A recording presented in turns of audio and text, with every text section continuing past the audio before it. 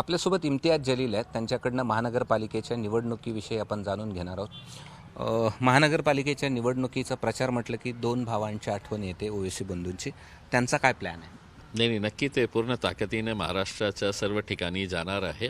ओवैसी साहेबांची सभा जी आहे 3 तारखेपासून मुंबईवरून ते सुरुवात करत आहे आणि त्याच्यानंतर ते जिथे जिथे आमचे उमेदवार आहे तिथे सगळीकडे जाणार आहे. 3 तारखेपासून ते 13 तारखेपर्यंत ते महाराष्ट्रामध्येच राहणार आहे आणि जे लहान भाऊ आहे अकबरुद्दीन ओवैसी तेही महाराष्ट्रामध्ये येणार आहे आणि त्यांचीही सभा होणार आहे. कुठे कुठे? सगळीकडे आम्ही प्लॅन केलेली आहे. कुठेही सोडणार नाही आहे. काही 2-3 ठिकाणी असं वाटतं की तिथे इलेक्शन त्यांनी चांगल्या रीतीने इलेक्शन लढणार असेल तर आम्ही 1 दिवस शिल्लक ठेवलेला आहे. ते ताकदीने लढणार नसेल तर तिथे आम्ही जाणार नाही. पण जिथे जिथे आम्ही जास्त उमेदवार उभे केलेले आहे त्या सगळ्या ठिकाणी जाणार आहे. आणि त्यांच्या व्यतिरिक्त जे आहे आमचे बिहारचे जे आमदार आहे तेही इथे येणार आहे. उत्तर प्रदेशची जी टीम आहे ते उत्तर प्रदेशचीही टीम इथे येणार आहे आणि सगळं मिळून ते आता कॅम्पेनिंग खूप जोरात करणार आहे. किती उत्तर प्रदेशचे लोक प्रचारात? उत्तर प्रदेशचे आमचे जे पदाधिकारी आहे, कारण भिवंडी, मुंब्रा आणि मुंबईच्या अनेक ठिकाणी असं आहे की उत्तर भारतीय खूप सारे आहे. तर बहुतेक त्या ठिकाणी जे आहे ते आमचे उत्तर प्रदेश आणि बिहारची जे टीम्स आहे ते भिवंडी, मुंब्रा आणि मुंबई या ठिकाणी असणार आहे. बरं. उत्तर प्रदेशच्या मतदारांना आकर्षित करण्यासाठीचा तुमचा प्लॅन आहे? नक्की स्वाभाविक आहे की कारण खूप एक मोठा वर्ग आहे, वोटर्स आहे उत्तर भारतीयांचे जे झारखंड, उत्तर प्रदेश आणि बिहारमध्ये राहणारे लोक आहे, पण इकडचे वोटर्स झालेले आहे ते. आणि त्यांना माहीत आहे की आमचा नेता पक्षाचा नेता उत्तर प्रदेशचा, तर एक आपुलकी वाटतं जेव्हा आपल्या उत्तर प्रदेशचा नेता इथे येऊन लोकांना सांगतं की आपल्याला मतदान करायचं आहे. किती नेते असतील उत्तर प्रदेश? उत्तर प्रदेशची खूप मोठी टीम आम्ही इथे बोलवणार आहे. कमीत कमी मला असं वाटतं की एक 40 लोक जे आहे उत्तर प्रदेशवरून. हैदराबादचे जे सगळं आमदार आहे त्यांना जबाबदाऱ्या देण्यात आलेलं आहे. जे आमचे मजबूत ठिकाणं आहे तिथे आमचे एक आमदार जे आहे त्यांचा ती जबाबदारी देण्यात आलेली आहे. ते तिथेच राहणार आहे 13 तारखेपर्यंत. दुसरं असं आहे की पहिल्यांदा असं घडलं की इथे छत्रपती संभाजीनगरमध्ये की तुमच्या एका उमेदवाराने AB फॉर्म तुमचा घेतला आणि माघार घेतली.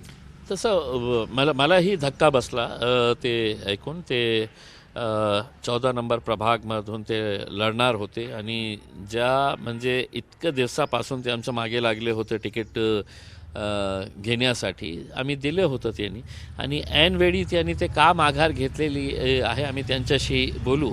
पण पक्षाला एक मोठा धक्का बसला याच्यातून. पण आमचे जे उमेदवार आहे राहिलेले ते पूर्ण ताकदीने आम्ही आता असा म्हणायचं आहे की जितकी ताकदीने आम्ही तिथे लढणार होतो त्या दुप्पट ताकदी तिथे लावणार आहे. त्यांचं काय कारण होता ते आम्हाला समजलेलं नाही आहे. मी बोलून ते हे करणार. आणि फक्त आमच्या पक्षामध्ये असं झालेलं आहे असं नाही आहे. सर्व पक्षामध्ये असा ऐनवेळी जे आपल्या पक्षाला धोका देऊन माघार घेतलेली आहे ते खूप सारे असे उमेदवार दुसऱ्या पक्षामध्येही आहे. आमच्या पक्षामध्ये तर एकच उमेदवार आम्हाला असं भेटलेला आहे. ओवेसी बंधूंच्या ज्या सभा आहेत त्या संभाजीनगरला कधी होणार? कोणत्या बंधूची कधी? 7 तारखेला असदुद्दीन ओवैसी साहेबांची सभा इथे होणार आहे. आमखास मैदानावरती सभा होणार आहे आणि त्याच्यानंतरचं जे शेड्यूल आहे ते आता फायनल झालेलं नाही आहे. पण या शहराची सभा जी आहे ते आम्ही आमखास हो त्यांचं सगळं फोकस जे आहे ते औरंगाबाद शहरामध्ये असणार आहे. कारण इथेच मजलिस जी मोठी झाली महाराष्ट्रामध्ये तर त्याचं प्रमुख कारण हे आहे की या शहरांनी एक आमदार दिलं, एक खासदार दिलं होतं, 26 कॉर्पोरेटर्स आमचे निवडून आले होते आणि यावेळीसुद्धा आमचं सगळं केंद्रबिंदू जो असणार आहे ते औरंगाबाद शहर. इम्तियाज जलील यांच्या सभा कुठे पाहायला मिळतील?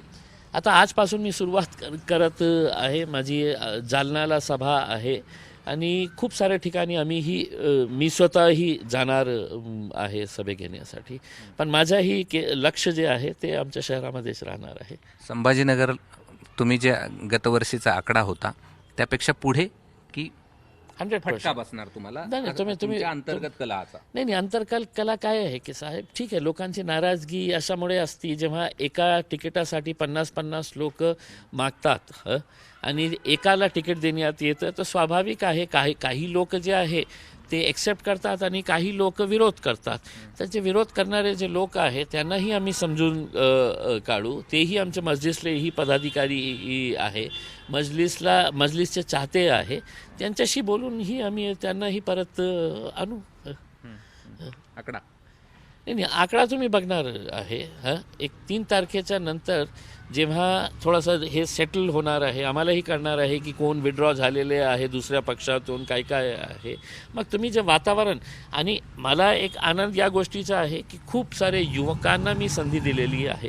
मला असं वाटत नाही कोणत्याही पक्षमध्ये इतके युवा असणार आहे जितक्या MIMनी आज त्यांना संधी दिलेली आहे, कारण ते आमचे फ्युचर लीडर्स आहे. त्यांना मी संधी दिलेली आहे. विरोध काही प्रमाणात आहे, त्यालाही आम्ही हे करू, समजावून परत आणू.